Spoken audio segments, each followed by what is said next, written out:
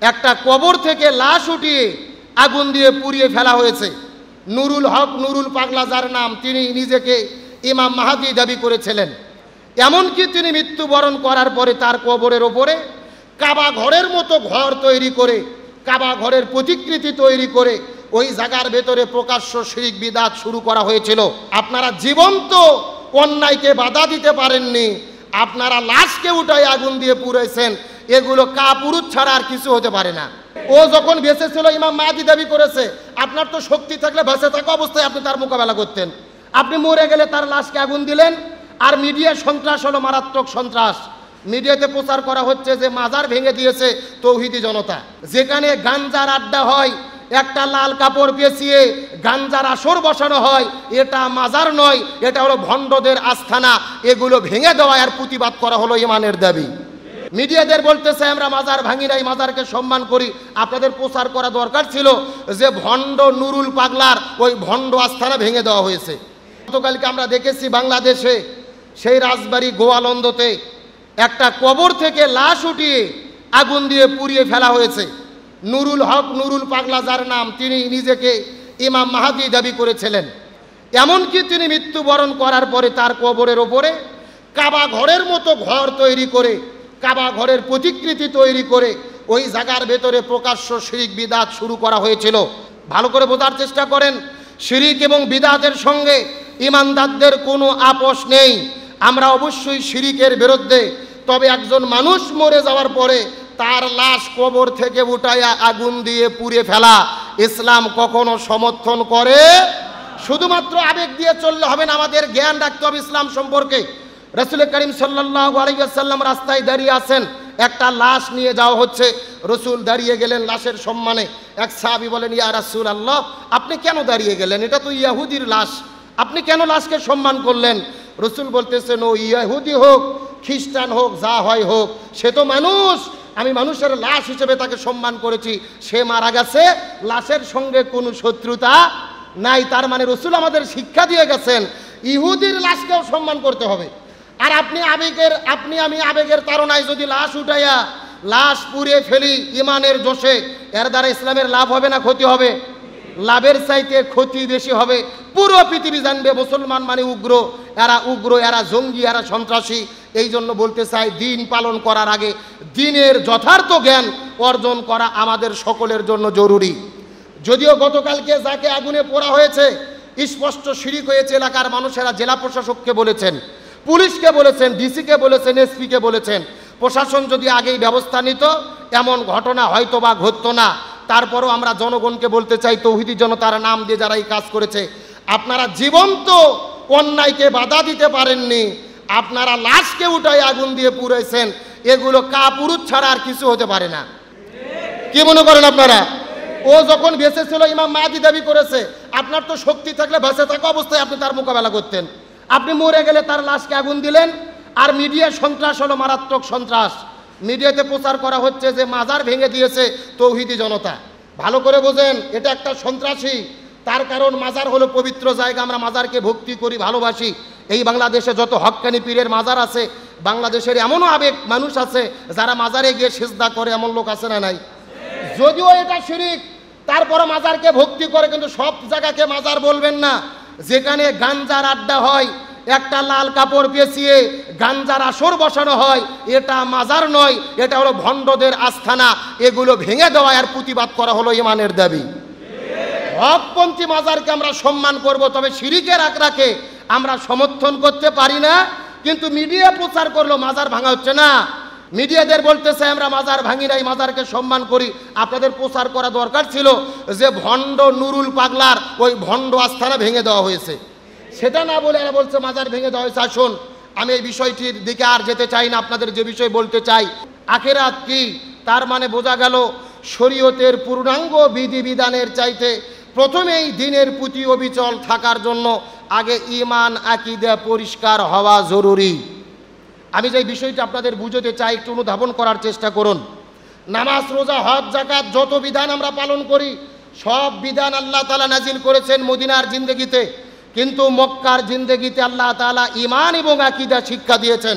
তার মানে শরীয়তের যে বিধানগুলো মেনে চলি তার চাইতে একজন মুসলিম হিসেবে আগে ঈমান আকীদা আমার পাকাপোক্ত হওয়া প্রয়োজন। এখান থেকে যদি আমরা শিক্ষা গ্রহণ করতে চাই, আপনি ইসলামী ছাত্র শিবির করেন, ছাত্র শিবির করতে গিয়ে আপনি যত কার্যবলী কর্মসূচি পালন করেন এগুলো যতটা না জরুরি তার চাইতে বেশি জরুরি আপনি শিবির কেন করেন, শিবির আপনাকে নিয়ে কি করতে চায়, শিবির আপনাকে নিয়ে কি স্বপ্ন দেখে, শিবির করলে আপনার লাভ কি, না করলে ক্ষতি কি, আগে এই ঈমান এবং আকীদার জায়গায় আমাদের পরিষ্কার হতে হবে। আমি কি আপনাদের বুঝাতে পেরেছি? আজকে বাংলাদেশের 90% মুসলমান, তারপরে এই বাংলাদেশে দিন কায়েম হয় না, তার পিছনে কারণ কি? বাংলাদেশে ধর্মীয় আবেগের মানুষের অভাব নাই, তবে ধর্মীয় জ্ঞানের মানুষের বড় অভাব। ভালো করে বোঝার চেষ্টা করেন, বাংলাদেশে ধর্মীয় আবেগের মানুষের অভাব নেই, তবে ধর্মীয় জ্ঞানের লোকের বড় অভাব। গতকালকে আমরা দেখেছি বাংলাদেশে সেই রাজবাড়ী গোয়ালন্দতে একটা কবর থেকে লাশ উঠিয়ে আগুন দিয়ে পুড়িয়ে ফেলা হয়েছে। নুরুল হক, নুরুল পাগলা যার নাম, তিনি নিজেকে ইমাম মাহাদি দাবি করেছিলেন। এমনকি তিনি মৃত্যুবরণ করার পরে তার কবরের ওপরে কাবা ঘরের মতো ঘর তৈরি করে, কাবা ঘরের প্রতিকৃতি তৈরি করে ওই জায়গার ভেতরে প্রকাশ্য শিরিক বিদআত শুরু করা হয়েছিল। ভালো করে বোঝার চেষ্টা করেন, শিরিক এবং বিদআতের সঙ্গে ঈমানদারদের কোনো আপোষ নেই। আমরা অবশ্যই শিরিকের বিরুদ্ধে, তবে একজন মানুষ মরে যাওয়ার পরে তার লাশ কবর থেকে উঠাইয়া আগুন দিয়ে পুড়িয়ে ফেলা ইসলাম কখনো সমর্থন করে। শুধুমাত্র আবেগ দিয়ে চললে হবে না, আমাদের জ্ঞান রাখতে হবে ইসলাম সম্পর্কে। রাসূল করিম সাল্লাল্লাহু আলাইহি ওয়াসাল্লাম রাস্তায় দাঁড়িয়ে আছেন, একটা লাশ নিয়ে যাওয়া হচ্ছে, রসুল দাঁড়িয়ে গেলেন লাশের সম্মানে। এক সাহাবী বলেন, ইয়া রাসূলুল্লাহ, আপনি কেন দাঁড়িয়ে গেলেন? এটা তো ইহুদির লাশ, আপনি কেন লাশকে সম্মান করলেন? রসুল বলতেছেন, ও ইহুদি হোক, খ্রিস্টান হোক, যা হয় হোক, সে তো মানুষ, আমি মানুষের লাশ হিসেবে তাকে সম্মান করেছি, সে মারা গেছে, লাশের সঙ্গে কোনো শত্রুতা নাই। তার মানে রসুল আমাদের শিক্ষা দিয়ে গেছেন ইহুদির লাশকেও সম্মান করতে হবে। আর আপনি আমি আবেগের তাড়নায় যদি লাশ উঠাইয়া লাশ পুড়িয়ে ফেলি ইমানের জোশে, এর দ্বারা ইসলামের লাভ হবে না ক্ষতি হবে? লাভের চাইতে ক্ষতি বেশি হবে। পুরো পৃথিবী জানবে মুসলমান মানে উগ্র, এরা জঙ্গি, এরা সন্ত্রাসী। এই জন্য বলতে চাই, দিন পালন করার আগে দিনের যথার্থ জ্ঞান অর্জন করা আমাদের সকলের জন্য জরুরি। যদিও গতকালকে যাকে আগুনে পোড়া হয়েছে স্পষ্ট শিরিক হয়েছে, এলাকার মানুষেরা জেলা প্রশাসককে বলেছেন, পুলিশকে বলেছেন, ডিসিকে বলেছেন, এসপিকে বলেছেন। প্রশাসন যদি আগেই ব্যবস্থা নিত এমন ঘটনা হয়তো বা ঘটতো না। তারপরও আমরা জনগণকে বলতে চাই, তৌহিদি জনতার নাম দিয়ে যারা এই কাজ করেছে, আপনারা জীবন্ত অন্যায়কে বাধা দিতে পারেননি, আপনারা লাশকে উঠাই আগুন দিয়ে পুড়াইছেন, এগুলো কাপুরুষ ছাড়া আর কিছু হতে পারে না। কি মনে করেন আপনারা? ও যখন বেঁচে ছিল ইমাম মাহাদি দাবি করেছে, আপনার তো শক্তি থাকলে বেঁচে থাকা অবস্থায় আপনি তার মোকাবেলা করতেন। আপনি মরে গেলে তার লাশকে আগুন দিলেন। আর মিডিয়া সন্ত্রাস হলো মারাত্মক সন্ত্রাস। মিডিয়াতে প্রচার করা হচ্ছে যে মাজার ভেঙে দিয়েছে তৌহিদি জনতা। ভালো করে বোঝেন, এটা একটা সন্ত্রাসী। তার কারণ মাজার হলো পবিত্র জায়গা, আমরা মাজারকে ভক্তি করি, ভালোবাসি। এই বাংলাদেশে যত হক্কানি পীরের মাজার আছে, বাংলাদেশের এমনও আবেগ মানুষ আছে যারা মাজারে গিয়ে সিজদা করে, এমন লোক আছে না নাই? যদিও এটা শিরিক, তারপরে মাজারকে ভক্তি করে। কিন্তু সব জায়গাকে মাজার বলবেন না। যেখানে গাঞ্জার আড্ডা হয়, একটা লাল কাপড় পেঁচিয়ে গাঞ্জার আসর বসানো হয়, এটা মাজার নয়, এটা হলো ভণ্ডদের আস্থানা। এগুলো ভেঙে দেওয়া আর প্রতিবাদ করা হলো ইমানের দাবি। হকপন্থী মাজারকে আমরা সম্মান করব, তবে শিরিকের আকড়াকে আমরা সমর্থন করতে পারি না। কিন্তু মিডিয়া প্রচার করলো মাজার ভাঙা হচ্ছে না, মিডিয়াদের বলতে চাই আমরা মাজার ভাঙি নাই, মাজারকে সম্মান করি।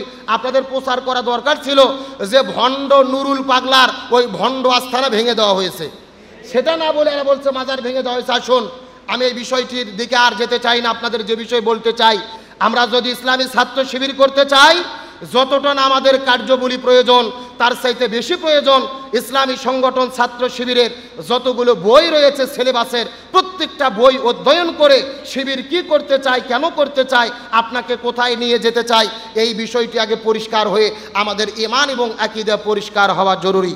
আমার দিকে লক্ষ্য করেন, তাহলে আমরা বুঝতে পারলাম এই সূরাটি রাসূল করিম সাল্লাল্লাহু আলাইহি ওয়াসাল্লামের মদিনার জীবনে আল্লাহ তাআলা নাজিল করেছেন। এখন এই সূরাটি আসব যে নামকরণ করা হয়েছে, সব শব্দের অর্থ হলেন কাতার, সারিবদ্ধ, লাইন, একতাবদ্ধ, তার মানে সবাই মিলে ঐক্যবদ্ধ। এই সূরাটিতে রুকু রয়েছে 2টি, আয়াতে কারিমা রয়েছে 14টি। এই সূরাটি নাজিলের প্রেক্ষাপট বা শানে নুজুল, রাসূল করিম সাল্লাল্লাহু আলাইহি ওয়াসাল্লাম উহুদের যুদ্ধের দিনে সাহাবীদেরকে দায়িত্ব বন্টন করে দিলেন। কিছু সাহাবীদেরকে এই দিকে দায়িত্ব দিলেন, কিছু সাহাবীদের পাহাড়ের ওই পাশে দায়িত্ব দিলেন। কিন্তু কিছু সাহাবীরা গিরিপথে যারা দায়িত্ব পালন অবস্থায় ছিলেন, এরা বিজয় নিশ্চিত মনে করে ওই জায়গাটা ছেড়ে দিয়ে রসুলের আদেশ অমান্য করে জায়গা ত্যাগ করার ফলে মুসলমানদের সাময়িক বিপর্যয় হয়, অর্থাৎ উহুদ যুদ্ধে মুসলমানদের পরাজয় হয়। শানে নুজুলটা ভালো করে বোঝার চেষ্টা করেন, তাহলে বোঝা গেল উহুদ যুদ্ধে মুসলমানদের পরাজয় হয়েছিল কার আদেশ অমান্য করার কারণে? হ্যাঁ, ভালো করে বোঝার চেষ্টা করবেন। রসুলের আদেশ অমান্য করার কারণে যুদ্ধে পরাজয় হয়েছিল। তার মানে বোঝা গেল নেতা যখন দায়িত্ব দেয়, আপনাদের দায়িত্বশীল যেখানে আপনাকে দায়িত্ব দেয়, ওই দায়িত্ব যথার্থভাবে যদি পালন করা না হয় তাহলে বিপর্যয়ের সম্ভাবনা আছে না নাই? এই জন্য আল্লাহর কোরআন বলেন, আতিউল্লাহ ওয়া আতিউর রাসূল ওয়া উলিল আমরি মিনকুম, তোমরা আল্লাহর আনুগত্য করো, রসুলের আনুগত্য করো, তোমাদের অধীনস্থ নেতাদের আনুগত্য করো। আল্লাহর আনুগত্য করা, হুকুম মানা যেমন ফরজ, যেই রকম রসুলের হুকুম মানা ফরজ, একই রকমভাবে আপনার দায়িত্বশীল যদি আপনাকে হুকুম দেয়, ওই কাজ যদি কোরআন সুন্নাহ বিরোধী না হয়, সেই হুকুমও পালন করা কি একই রকমভাবে ফরজ। তবে আল্লাহর হুকুম মানতে হবে, প্রশ্ন করা যাবে না। রসুলের হুকুম মানতে হবে, প্রশ্ন করা যাবে না। আর নেতা যদি হুকুম করে, প্রশ্ন করে দেখতে হবে ওটাকে কোরআন সমর্থন করে কিনা, হাদিস সমর্থন করে কিনা। যদি কোরআন হাদিস বিরোধী আদেশ না হয়, ওই আদেশ আপনি আমি মানতে কি বাধ্য, মানতেই হবে। আর যদি সেই আদেশ আমরা যথার্থভাবে মেনে না চলি, তাহলে বিপর্যয় চলে আসতে পারে। আসুন লক্ষ্য করুন, উহুদ যুদ্ধে যখন মুসলমানদের পরাজয় হয়ে গেলেন, ঠিক সেই সময় তামাম পৃথিবীতে ইহুদি, বৌদ্ধ, খ্রিস্টান, তামাম পৃথিবীর যত শক্তি ছিল সব শক্তি মিলে একতাবদ্ধ হলো এই জমিন থেকে ইসলামকে নিঃশেষ করে দেবেন। বর্তমানে তামাম পৃথিবীতে 195টা দেশ রয়েছেন, তার মধ্যে মোটামুটি 57টা মুসলমান সংখ্যাগরিষ্ঠ দেশ। এই দেশগুলোতে মুসলমানদের সংখ্যা বেশি। কিন্তু আমি আপনাদের মধ্যে যেই সময়ের কথা বলতেছি, সেই সময় ইসলাম তামাম পৃথিবীর 57টা দেশে ছিল না, 195টা দেশে ছিল না। সেই সময় শুধু ইসলাম ছিল মদিনায়, আর কোথাও ইসলামের বাতিগুলো টিপ টিপ করে জ্বলছিলেন। ওইদিকে মক্কায় পরাহুদের যুদ্ধে জয়লাভ করেছে ইহুদি, খ্রিস্টান, বৌদ্ধ, কোরাইশ, নাসারা, তামাম পৃথিবীর সব শক্তি একতাবদ্ধ হয়েছেন ইসলামকে পৃথিবী থেকে নিশ্চিহ্ন করে দেবেন। এমন যখন তারা ষড়যন্ত্র করেছিলেন, ঠিক সেই সময় আল্লাহ তাআলা এই সূরা সফ নাজিল করে ঘোষণা করে বলে দিলেন, ইউরিদুনা লিইউতফিউ নূরাল্লাহি বিআফওয়াহিহিম ওয়াল্লাহু মুতিম্মু নূরিহি ওয়ালাউ কারিহাল কাফিরুন। তারা চায় তাদের মুখের ফুৎকার দিয়ে এই জমিন থেকে দ্বীন ইসলামকে নির্বাপিত করে দিতে, নিঃশেষ করে দিতে। কিন্তু আল্লাহ তাআলা বলেন না, তারা যতই ষড়যন্ত্র করুক না কেন, আমি এই জমিনের ভেতরে আমার দ্বীন ইসলামকেই প্রজ্বলিত করে রাখবো। বলেন সুবহানাল্লাহ। তার মানে আমি আপনাদের মধ্যে বুঝাতে চাচ্ছি, উহুদ যুদ্ধের ঘটনার পরে মুসলমানরা যখন বিপদে পড়েছিল, ইসলামের বিরুদ্ধে ষড়যন্ত্র হয়েছিল, ঠিক সেই সময় আল্লাহ তাআলা এই জমিনের ভেতরে সাহাবীদের সান্ত্বনা দেওয়ার জন্য এই সূরা আস-সফ নাজিল করেছে। এখন আপনাদের প্রশ্ন করতে চাই, সেই সময় ইসলামের বিরুদ্ধে ষড়যন্ত্র ছিল, বর্তমানে ইসলামের বিরুদ্ধে ষড়যন্ত্র আছে না নাই? আর একটু জোরে বলতে হবে। আজকে শুধু বাংলাদেশ নয়, তামাম পৃথিবীতে ইহুদি, খ্রিস্টান, বৌদ্ধ, নাসারা সবাই মিলে একদল এই জমিন থেকে তারা ইসলামকে নিশ্চিহ্ন করে দিতে চায়। এমনকি এই বাংলাদেশের ভেতরেও ইসলামপন্থী যারা, ইসলামের বিরুদ্ধে ষড়যন্ত্র আছে না নাই? ইসলামী ছাত্র শিবিরের বিরুদ্ধে ষড়যন্ত্র আছে না নাই? আমরা গত 16 বছর তো শুনেছি যে ইসলামী ছাত্র শিবির মানে হলো রক কাটা। কি কাটা? মানে ছাত্র শিবিরের খাইয়ে দেয়, আর কোনো কাজ নাই। স্কুল কলেজ ভার্সিটি তারা যায় আর ছাত্রদের ধরে ধরে রক কাটে দেয়। আপনারা বগুড়া শহর শাখায় কাজ করেন, আপনাদের সভাপতি হাবিবুল্লাহ খন্দকার সাহেব আপনাদের রক কাটার ট্রেনিং দেয় তো নাকি? একদিনও দেয় নাই। এরা এই যে মিথ্যাচার প্রোপাগান্ডা চালিয়েছে ইসলামী ছাত্র শিবিরের বিরুদ্ধে। রাজশাহীতে যাওয়ার পরে জিজ্ঞেস করা হলো, আচ্ছা রাজশাহীতে শিবির কি রক কাটে? রাজশাহীর লোক বলতেছে, না, শিবির তো রাজশাহীতে রক কাটে না, ঢাকায় কাটে। কোথায় কাটে? ঢাকাতে যাওয়ার পরে জিজ্ঞেস করা হয়েছে যে শিবির কি ঢাকায় রক কাটে? ঢাকার মানুষ বলতেছে যে না, শিবির ঢাকায় রক কাটে না, চট্টগ্রাম কাটে। চট্টগ্রামের লোক বলতেছে সিলেটে কাটে। আসলে গবেষণা তদন্ত করে দেখা গেছে ইসলামী ছাত্র শিবির রক কাটে নাই, এই বাংলাদেশের 90% রক কেটেছে ওই পতিত স্বৈরাচার সন্ত্রাসী ছাত্রলীগের সংগঠনেরা। তারা নিজেরা রক কেটেছে আর ইসলামী ছাত্র শিবিরের উপরে তারা মিথ্যা প্রপাগান্ডা করেছে। আজকে ঢাকা বিশ্ববিদ্যালয়ে ডাকসু নির্বাচন হচ্ছেন, রাম বাম ছাত্রদল বাকশাস যত ছাত্র সংগঠন আছে সবগুলো দল একতাবদ্ধ হয়ে গেছে শুধুমাত্র শিবিরকে ঠেকানোর জন্য। আমরা দেখেছি অনেক প্যানেল, কিন্তু এখন দেখা যাচ্ছে যে না, শিবিরের নেতৃত্বে ঐক্যবদ্ধ শিক্ষার্থী জোট আর অন্যদিকে হলো সব দল মিলে শিবির হটাও জোট। কথা কোন নাগা? কিন্তু আপনারা বলেন, সবাই যদি একতাবদ্ধ হয় দিনের বিজয় কি রুখে দিতে পারবে?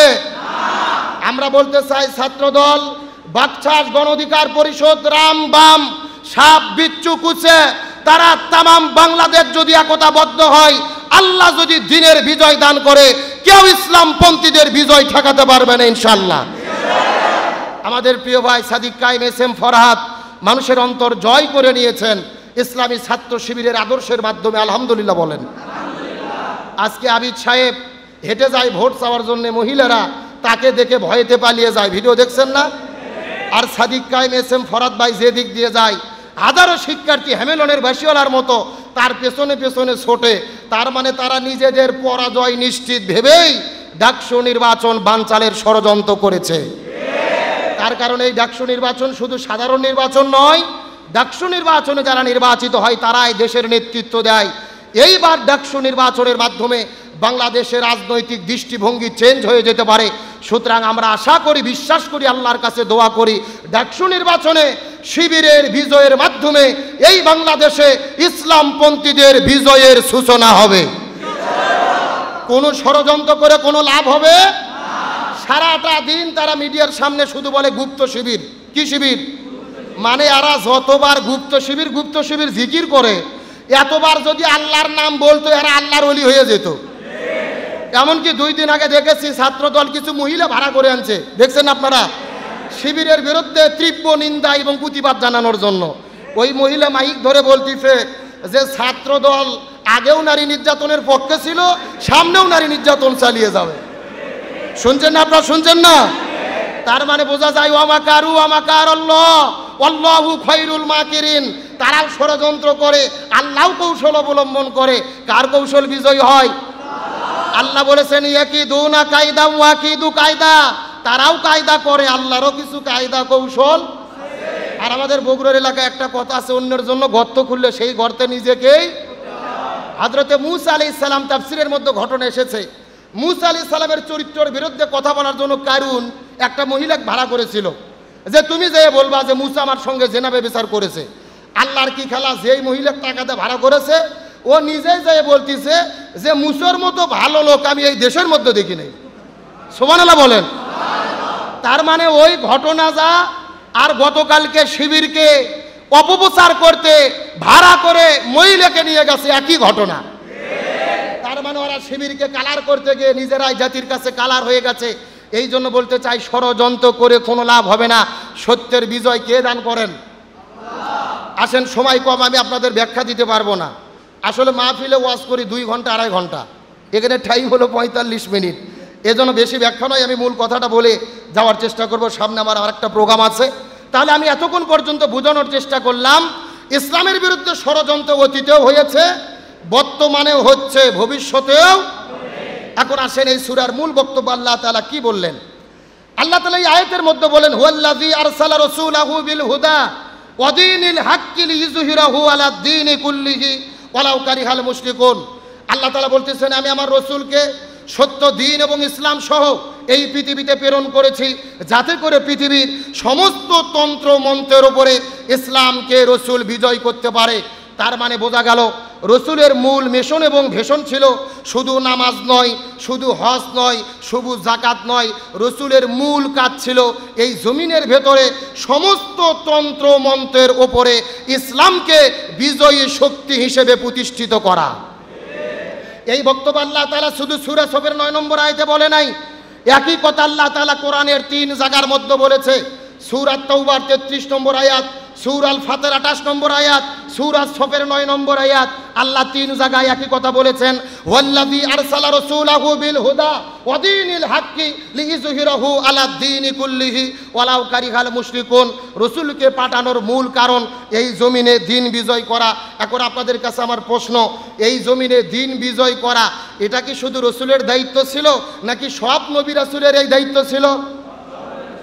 হ্যাঁ, ভালো করে বোঝার চেষ্টা করেন। কোরআনুল কারীম সূরা শুরার 13 নম্বর আয়াত, আল্লাহর কোরআন বলেছেন, ওয়ামা ওয়াসাইনা বিহি ইব্রাহিমা ওয়া মূসা ওয়া ঈসা আন আকিমুদ্দিন ওয়ালা তাতাফাররাকু ফি। আল্লাহ বলেন এই জমিনের ভেতরে আমি হযরতে মূসা, ঈসা, ইব্রাহিম আলাইহিস সালাম যত নবী রাসূল প্রেরণ করেছি সব নবী রাসূলের দায়িত্ব ছিল তারা যেন জমিনে দ্বীন কায়েম করে। সুবহানাল্লাহ বলেন। তার মানে বোঝা গেল জমিনে দ্বীন কায়েম করা শুধুমাত্র আমাদের নবীর দায়িত্ব না, সব নবী রাসূলের দায়িত্ব ছিল। তারপরে আল্লাহ তাআলা বললেন, ওয়ালা তাতাফাররাকু ফি, তোমরাও যদি মুসলমান হও দ্বীন কায়েমের আন্দোলন করো, এই ব্যাপারে কোনো দলাদলি করা যাবে। আপনি মাদ্রাসায় পড়াশোনা করছেন, করেন, আপনি কলেজে পড়াশোনা করতেছেন, করেন, আপনি ভার্সিটিতে পড়াশোনা করতেছেন, করেন, তবে আপনি যদি মুসলমান বলে দাবি করেন এই জমিনে দ্বীন কায়েমের আন্দোলন করতেই হবে, এই ব্যাপারে ছাড় পাওয়ার কোনো সুযোগ। আল্লাহ বলছেন ওয়ালা তাতাফাররাকু ফি, এই ব্যাপারে কোনো মতপার্থক্য করা যাবে না। এখন যদি আমরা জমিনে দ্বীন কায়েম করতে চাই আমাদের কাজটা কি? পরবর্তী আয়াতের মধ্যে আল্লাহ তাআলা বললেন, ইয়া আইয়ুহাল্লাযীনা আমানু, হে ঈমানদারেরা, হাল আদুল্লুকুম আলা তিজারাতিন, আমি কি তোমাদের এমন একটা ব্যবসার কথা বলে দেব না যেই ব্যবসা যদি তোমরা করো, হাল আদুল্লুকুম আলা তিজারাতিন তুনজিকুম মিন আযাবিন আলিম, জাহান্নামের আগুন থেকে তোমরা মুক্তি পাবা। আল্লাহ তাআলা আমাদেরকে একটা ব্যবসা শিখাতে চাচ্ছেন। জোরে বলেন, কি শিখাতে চাচ্ছেন? হ্যাঁ, মনোযোগ দেন। ব্যবসাটা কি? আল্লাহ তাআলা বলেন, তুমিনুনা বিল্লাহি ওয়া রাসূলিহি, 1 নম্বর কাজ তোমরা আল্লাহ এবং রাসূলের প্রতি ঈমান গ্রহণ করো। 2 নম্বর কাজ তুজাহিদুনা ফি সাবিলিল্লাহ, আল্লাহ রাস্তায় তোমরা জিহাদ করো।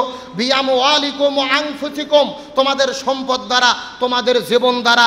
যালিকুম খায়রুল লাকুম ইন কুনতুম তা'লামুন, এটাই তোমাদের জন্য সর্ব উত্তম যদি তোমরা অনুধাবন করতে পারো। এই একটা মেসেজ দিয়ে আমার আলোচনা শেষ করার চেষ্টা করব। তাহলে আল্লাহ তাআলা আমাদের ব্যবসা করতে বললেন, কাজ হলো 2টা। ঈমান আনতে হবে কার উপরে? আল্লাহ এবং রাসূলের উপরে। 2 নম্বর কাজ হলো কি করতে হবে? আল্লাহ রাস্তায় জিহাদ করতে হবে জীবন দিয়ে, সম্পদ দিয়ে। আজকের আলোচনার মেইন টপিকে আয়াতের মূল মেসেজ, জিহাদ বলতে আমরা কি বুঝি, জিহাদটা আমরা কিভাবে করব, জিহাদের কার্যাবলীগুলো কি কি হতে পারে। আমাদের বাংলাদেশে অনেকের ধারণা মানে জিহাদ মানে হলো যুদ্ধ করা, জিহাদ মানে হলো মারামারি করা, অথচ জিহাদের মূল শব্দ হলেন জুহুদ, যার অর্থ হলেন চেষ্টা করা, সাধনা করা, সর্বাত্মক প্রচেষ্টা করা। আর জিহাদের পারিভাষিক সংজ্ঞা হলো আল্লাহর জমিনে আল্লাহর দ্বীন কায়েম করার জন্য জীবন এবং সম্পদ দিয়ে চূড়ান্ত চেষ্টা সাধনা করাকে জিহাদ বলা হয়। তবে আমাদের দেশের অধিকাংশ মানুষের ধারণা জিহাদ মানেই মারামারি, যুদ্ধ করা না। জিহাদ ফি সাবিলিল্লাহ বলতে আমরা কি বুঝি? মাওলানা মতিউর রহমান নিজামী রাহিমাহুল্লাহ তার লিখিত বই ইসলামী আন্দোলন এবং সংগঠন বইয়ে তিনি লিখেছেন 5টি কাজের সমন্বিত রূপ হলো জিহাদ ফি সাবিলিল্লাহ। একটু কথা বলার চেষ্টা করেন, কয়টা কাজ বলেছি? 5টি কাজের সমন্বিত রূপ হলেন জিহাদ ফি সাবিলিল্লাহ। কোরআন হাদিস গবেষণা করলে এই 5টি কাজের কথাই পাওয়া যায়। মনোযোগ দিয়ে শোনার চেষ্টা করেন। 5টি কাজের মধ্যে 1 নম্বর কাজ হলেন দাওয়াত ইলাল্লাহ, মানুষদেরকে আল্লাহর দিকে ডাকা। জিহাদের 1 নম্বর ধাপ হলো মানুষদেরকে ডাকতে হবে কার দিকে? সমস্ত নবী রাসূল মানুষদেরকে আল্লাহর দিকে ডেকেছেন। এমনকি আমাদের নবী সর্বপ্রথম ঘোষণা দিয়েছিলেন, ইয়া আইয়ুহান নাস কুলু লা ইলাহা ইল্লাল্লাহ তুফলিহুন, হে মানুষেরা তোমরা বলো আল্লাহ ছাড়া কোনো ইলাহ নাই, তাহলে তোমরা সফল কাম হতে পারবে।